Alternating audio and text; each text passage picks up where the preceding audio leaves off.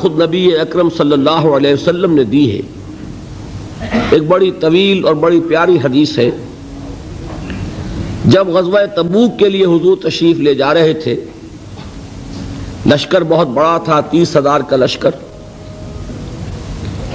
اس وقت ایک موقع ایسا آیا کہ چونکہ رات کو سفر کیا کرتے تھے، عرب میں آپ کو معلوم ہے دن میں شدید گرمی، لہذا جب طویل سفر ہوتا تھا تو زیادہ سے زیادہ کوشش ہوتی تھی کہ رات کے وقت جتنا بھی فاصلہ طے ہو جائے، پھر فجر کی نماز ادا کر کے بھی جب تک دھوپ کی تمازت نہ ہو، جتنا بھی آگے سفر طے کر لیا جائے، جب دھوپ ہو جاتی تھی تو پھر قیام۔ ایک مرتبہ ایسا ہوا کہ ساری رات چلتے رہے، پھر فجر کی نماز ادا کی، پھر لشکر کا کوچ ہو گیا، تو اب ظاہر بات ہے وہ وقت ایسا ہوتا ہے کہ شدید نیند کا غلبہ ہوتا ہے، تو تمام صحابہ پر نیند کا غلبہ ہو گیا۔ نتیجہ کیا نکلا کہ اب اونٹنیاں جو ہے یا اونٹ جن پر وہ سوار تھے، انہیں گویا کہ آزادی نصیب ہو گئی۔ کسی کا منہ ادھر کو اٹھ گیا ادھر چل پڑی، کسی کا ادھر اٹھ گیا ادھر چل پڑی، کسی کو کیکر کا درخت نظر آ گیا، اس میں کھڑے ہو کر ناشتہ فرمانا شروع کر دیا، اس لیے کہ جو اوپر سوار ہے وہ اونگ رہا، اور لشکر پورا منتشر ہو گیا۔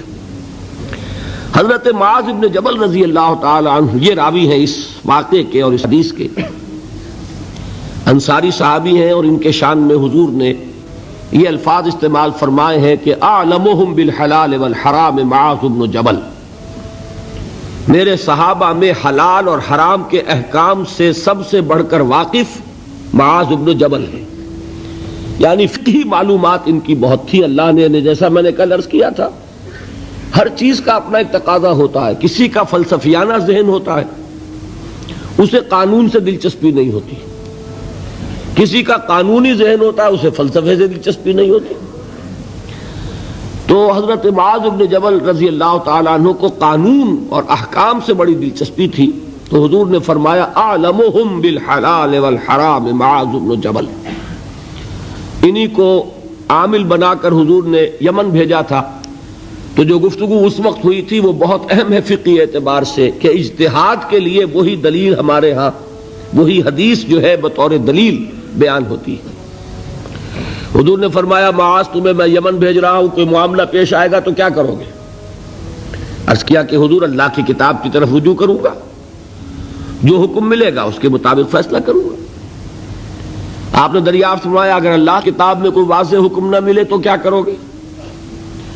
تو عرض کیا کہ حضور پھر میں آپ کے فرامین، آپ کے فرمودات جو بھی میرے علم میں ہیں ان کی طرف رجوع کروں گا، اس کے مطابق فیصلہ کروں گا۔ پھر تیسری مرتبہ سوال کیا اگر میری بھی کوئی بات تمہارے علم میں نہ ہو پھر کیا کرو گے؟ تو عرض کیا ثم اجتہد، پھر میں اجتہاد کروں گا۔ تو حضور نے شاباش دی کہ یہی طریقہ ہے، یہیں سے وہ لفظ اجتہاد چلا ہے، اور اجتہاد کے لیے جو دلیل ہے نقلی منقول حضور سے وہ یہی حدیث ہے۔ بہرحال یہ تعارف ہو گیا حضرت معاذ بن جبل کا۔ وہ راوی ہیں، وہ فرماتے ہیں کہ بقیہ تو سب لوگ جو ہے اونگ رہے تھے اور لشکر منتشر ہو گیا تھا، لیکن میں خاص طور پر حضور کے ساتھ ساتھ لگا رہا۔ حضور کی اونٹنی چل رہی ہے، میں نے بھی اپنی سواری کو ساتھ لگائے رکھا۔ اس کی وجہ تھی کہ تخلیہ میں ایک بات پوچھنا چاہتے تھے حضور سے، اس کے متلاشی تھے، لہذا اب آدمی جب اس کو ذہن پہ کوئی ایک ارادہ ہو تو اونگ نہیں آئے گی نا، لہذا وہ جاگ رہے ہیں، پوری طرح ہوشیار ہیں۔ حضور کی اونٹنی چلی جا رہی ہے، اور آپ جب اونٹ پر سوار ہوتے تھے تو ایک کجاوا سا ہوتا تھا، پردے ہوتے تھے اس پر، تو حضور اپنے ان پردوں میں ہیں۔ اچانک حضور کی اونٹنی نے ٹھوکر کھائی، اس سے وہ بدکی، ساتھ ہی چونکہ اونٹنی بالکل برابر چل رہی تھی حضرت معاذ کی، وہ بھی بدک گئی۔ اب یہ جو ایک گڑبڑ ہوئی تو حضور نے اپنے اس ہودج کا پردہ اٹھایا اور چاروں طرف دیکھا تو نظر آیا کہ پورا لشکر منتشر ہو چکا ہے، فارمیشن نہیں ہے، اور صرف معاذ ہے قریب۔ تو آپ نے پکارا یا معاذ۔ اب انہیں اور کیا چاہیے تھا، اسی وقت کے لیے تو یہ سارا انہوں نے اہتمام کیا تھا۔ انہوں نے عرض کیا لبیک یا رسول اللہ، میں حاضر ہوں اللہ کے رسول۔ حضور نے پھر آواز دی ادنو دونک، اور قریب آ جاؤ. قریب ہوئے، ادنو دونک، اور قریب آ جاؤ، یہاں تک کہ الفاظ یہ ہیں کہ دونوں اونٹنیاں ایک دوسرے سے مس کرنے لگیں، بالکل برابر برابر. حضور نے فرمایا معاذ سے رضی اللہ تعالی عنہ کہ میں نہیں سمجھتا تھا کہ لشکر اس طرح منتشر ہو گیا ہوگا اور لوگ مجھ سے اتنے فاصلے پر ہوں گے. اب اس کی جو اصل اہمیت ہے اس کو سمجھ لیجئے کہ اس طرح حضور کا تنہا چھوڑ دیا جانا یہ تو بہت خطرناک ہے. عام حالات میں بھی کوئی کمانڈر ہو، سپہ سالار ہو، وہ اس طرح اکیلا رہ جائے تو دشمن کو موقع ملے. تو حضور نے اس انداز میں فرمایا ما کنت احسب الناس کا مکانہم من بعد، میں نہیں سمجھتا تھا کہ اتنے فاصلے پر ہوں گے لوگ.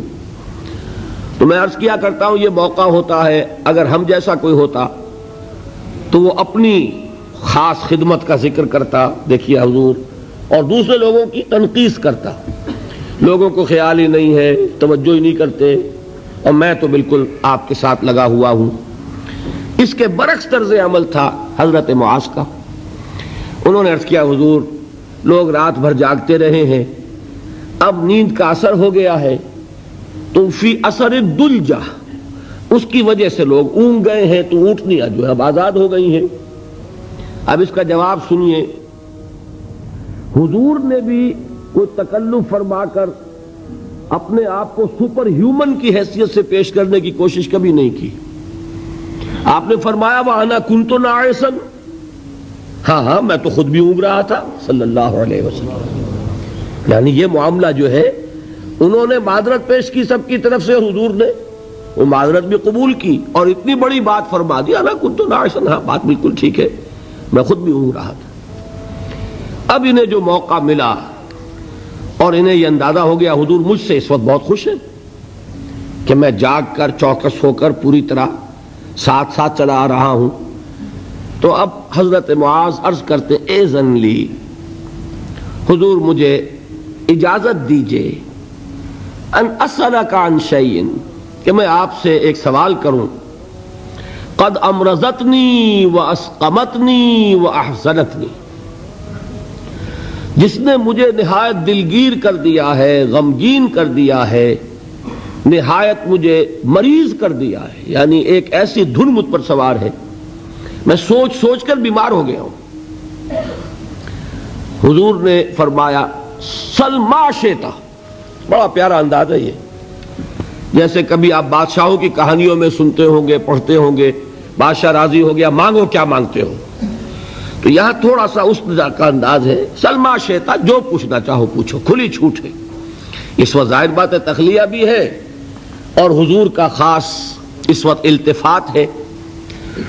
تو انہوں نے سوال کیا، یہ ہے اصل میں میرے اور آپ کے سوچنے کی بات. صحابی ہیں، صحابہ میں اس درجے کے حامل ہیں کہ حضور نے سپرلیٹو ڈگری استعمال کی ہے خاص اعتبار سے. افعل التفضیل اعلمهم بالحلال والحرام معاذ بن جبل، صحابہ میں حلال اور حرام کے سب سے زیادہ جاننے والے معاذ بن جبل ہیں. حضور کے نکاحوں میں ان کا وہ مقام ہے کہ یمن کا گورنر بنا کر بھیجا ہے، لیکن انہیں کیا فکر دامنگیر ہے.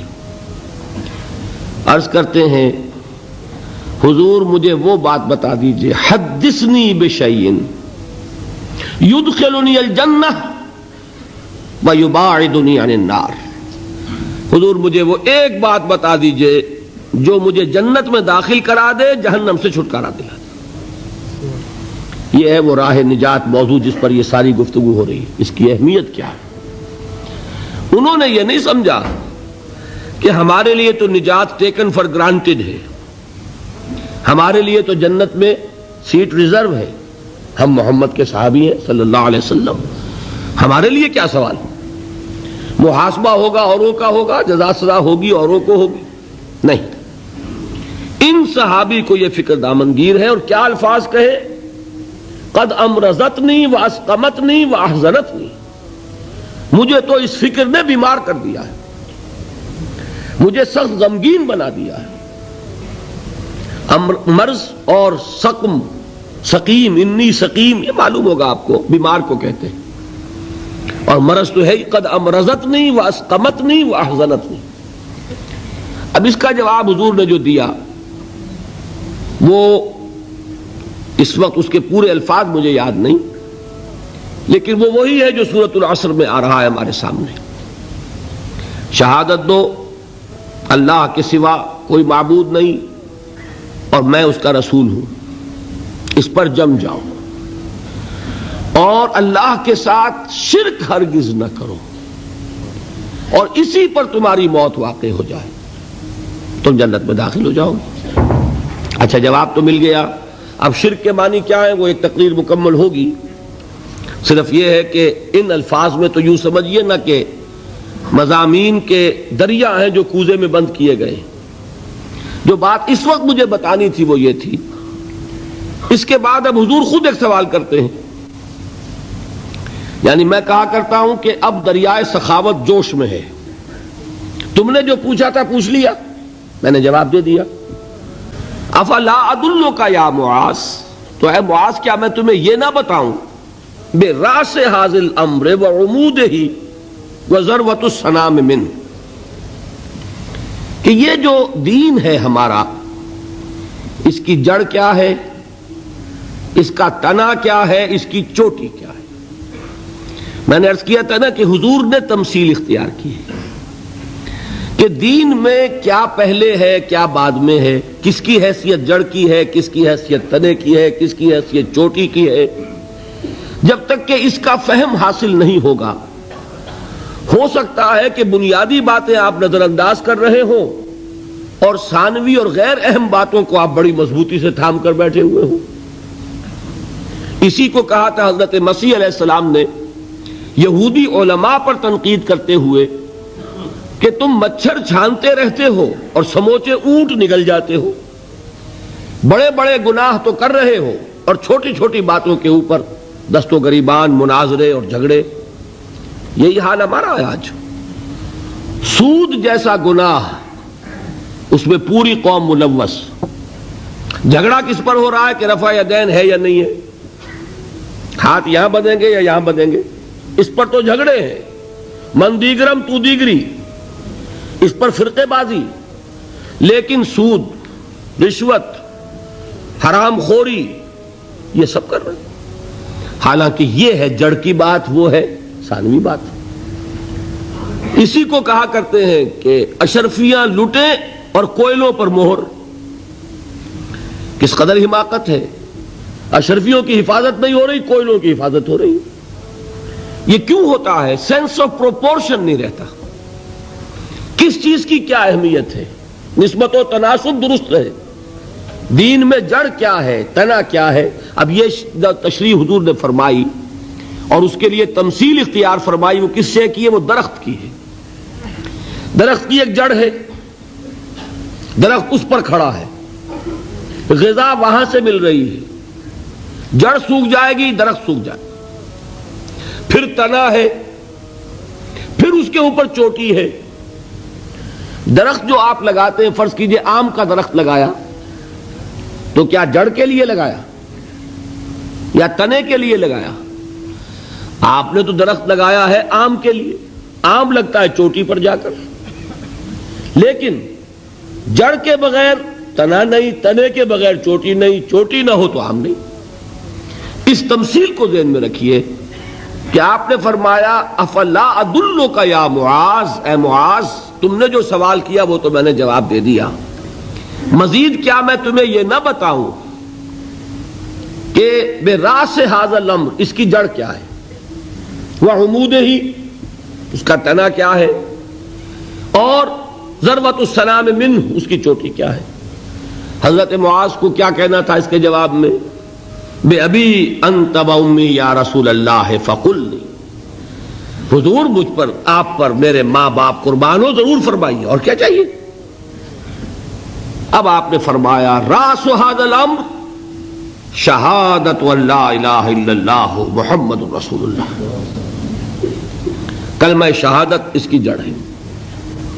وعمودہ، اور اس کا تنا کیا ہے؟ اقام الصلاۃ و ایتاء الزکاۃ، نماز کا قائم کرنا، زکوٰۃ کا ادا کرنا.